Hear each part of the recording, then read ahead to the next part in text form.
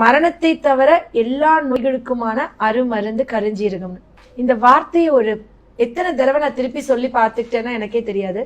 இது நம்ம சின்ன வயசுல தட்டை சாப்பிடுவோம்ல, அதுல பாத்திருப்போம், சில டைப் ஆஃப் ஸ்வீட்ஸ்ல பாத்திருப்போம். இந்த கருஞ்சீரகம் சாக போறாங்கன்னா அந்த சாவை மட்டும் தான் இது தடுக்காதான், அவ்வளவுதான் முடிஞ்சிச்சு. இதுலயே எல்லாமே அந்த டெத்தை மட்டும் அது தடுக்காது, மித்தபடி எல்லா நோய்களையும் சரி பண்ணணும்னு சொல்லிட்டு இத வந்துட்டு நல்லா வறுத்துட்டு பவுடர் பண்ணி வச்சுட்டு ஹனில மிக்ஸ் பண்ணிட்டு சாப்பிட்டு தூங்க போகும்போது பெட் டைம்ல ஒரு பிஞ்ச் அளவுக்கு 1 to 2 grams டெய்லி எடுக்கலாம்னு சொல்லியிருக்காரு. இந்த கருஞ்சீரகத்துக்கு அவ்வளவு ஒரு பெருசா மார்க்கெட்ல தெரியுமா, காமன் பீப்புளுக்கு இது போய் ரீச் ஆச்சா அப்படின்னா கண்டிப்பா வந்துட்டு நம்மளோட முஸ்லிம் சகோதரர்களுக்கு இது தெரிஞ்சிருக்கும். குரான்ல அவங்க படிச்சதுனால எல்லாருக்குமே இது ரொம்ப தெரியும்.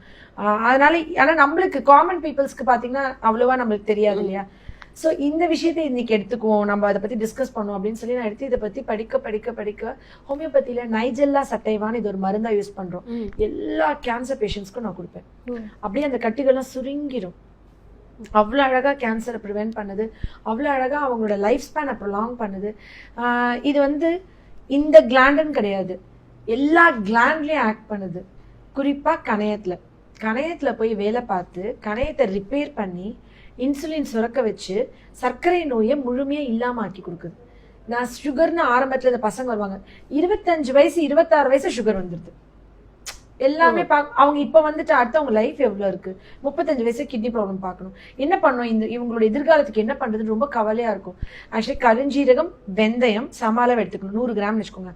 ஓமம் ஒரு 50 கிராம், இந்த மாதிரி ப்ரொபோர்ஷன்ல எடுத்து இதை நல்லா வறுத்துட்டு பவுடர் பண்ணி வச்சுட்டு நைட் 1/4 டம்ளர் தண்ணில 1 டீஸ்பூன் குடிக்க சொல்வேன்.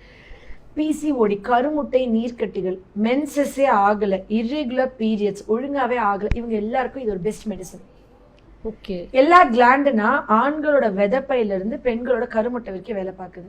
இந்த ரேடியேஷன் போன்னால நிறைய உயிரணுக்கள் இல்ல, குழந்தை இல்ல கன்சீவ் வரைக்கும் சாப்பிட சொல்லுவேன். கன்சீவ் ஆயிட்டோம்னா ஸ்டாப் பண்ண சொல்லிடுவேன். இது ஆனா ஒடுத்தவங்க மட்டும், ஓவர் ப்ளீடிங் இருக்கவங்க மட்டும் இது சாப்பிடக்கூடாது. சும்மா ஒரு ஸ்பூன்ல எடுத்து அந்த எட்ஜை மட்டும் சாப்பிட்டு தண்ணி குடிச்சு தூங்கிடுவேன். ஸோ எனக்கு வந்து விட்டமின் டி, இது மெலனின் பிக்மெண்ட் அதிகமா இருக்கனால இது கருப்பு கலர்ல இருக்கும். ஆப்வியஸா விட்டமின் டி எனக்கு நியூட்ரலைஸ் பண்ணுது, போன்ஸ் ஸ்ட்ரென்தன் பண்ணுது. எல்லா கிளாண்ட் யோசிச்சு பாருங்களேன், thyroid gland, pituitary gland, mammary gland. So மார்பக புற்றுநோய் வராது. Any cancer. நம்ம இந்த பாட்டி வைத்தியம் சீரீஸ்ல ஸ்பைருலினா பார்த்தோம், சாம்பிராணி பார்த்தோம், வசம்பு பார்த்தோம், ஒவ்வொன்றும் ஒவ்வொரு டைப் ஆஃப் கேன்சருக்குன்னு பார்த்தோம். ஆனா இதோடைய கிங்னு இருக்கு இல்லையா, இது எல்லாத்துக்கும் ஒரு ராஜா அப்படின்னா கருஞ்சீரகம் தான். ஆக்சுவலி இந்த கொரோனாக்கு அப்புறம் நிறைய ஆண்களுக்கு குறிப்பா ஹார்ட் அட்டாக்ன்றது ரொம்ப அதிகமா பாக்குறோம். ஒவ்வொருத்தவங்களுக்கும் என் கணவருக்கு இப்படி ஆகுமா, என் மகனுக்கு இப்படி ஆகுமா, ரொம்ப சின்ன வயசுல மாரடைப்புகள். பாத்தீங்கன்னா அவங்க ரத்த குழாய்கள் ஃபுல்லா அவங்க கேர்லெஸ்ஸா இருந்துட்டாங்க, ஹார்ட்டை கேர் பண்ணல, சிம்டம்ஸை நெக்லெக்ட் பண்ணிட்டாங்க, இருதயத்துல இருந்த எல்லா பிளட் வெசல்ஸ்லயும் பிளட் கிளாட் ஆயிருந்துச்சு. அது கொரோனாக்கு அப்புறமா இல்ல எதுக்கப்புறம் இந்த ஊசி போட்டனா அந்த ஊசி போட்டனா, இந்த பயமே வேணாம். கருஞ்சீரகம் ரெகுலரா எடுத்தவங்களுக்கு ஆன்டி கொயாகுலன்ட் ப்ராப்பர்ட்டி இது அளவுக்கு இந்த உலகத்துல எதுவுமே கிடையாது. பிளட் கிளாட் ஆகாம பிளட் தின் ஆகும். இதுக்கு தைமோபுயினன் இருதய ரத்த குழாய்களை போய் அப்படி கிளீன் பண்ணி விட்டு வந்துடும், போய் எல்லா பிளட்ஸும் கழுவி விட்டு வந்துடும். இது நான் பண்ண நாளைக்கு என்னோட கொள்ளுப்பேரனுக்கு நான் இருக்குவேனான்னு தெரியாது.